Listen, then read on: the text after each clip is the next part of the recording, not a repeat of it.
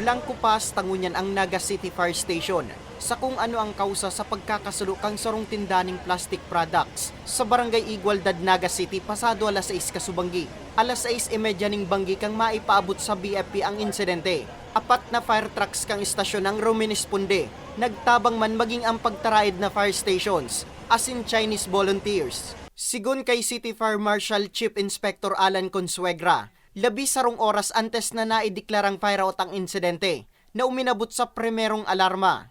At around 6:30 may nanotisintang garong ato dyan sa itaas, pero may kakaibang ngaya, pero nasabihan daw sila na pero nasusulot na. So pag sabi kang pagtarait, nag-try tamang rin sinagawa may kang pa-extinction dahil na kinaya.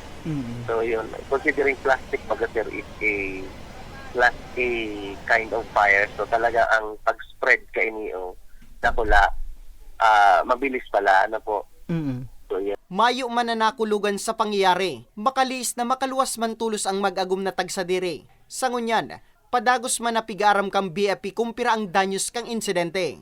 Sa mga kasulo, kung sakali man po na maharali kita kan sa tuyang mga harong, i-make sure na po na nakataranggal po ang gabos ng mga appliances na sa tuyang ginagamit. Asin, kumbaga, saan ta din po ning time na makapagpahinga ang sa tuyang mga aircon, mga electric fans, kasi po, minsan pag sobra po baga ang gamit, nag-overheat din po.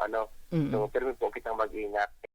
Mientras tanto, sigun sa opisina kang BFP, 14 kasulo nang nagbungkara sa nasambit na syudad sa primerong 4 na bulan kang 2024.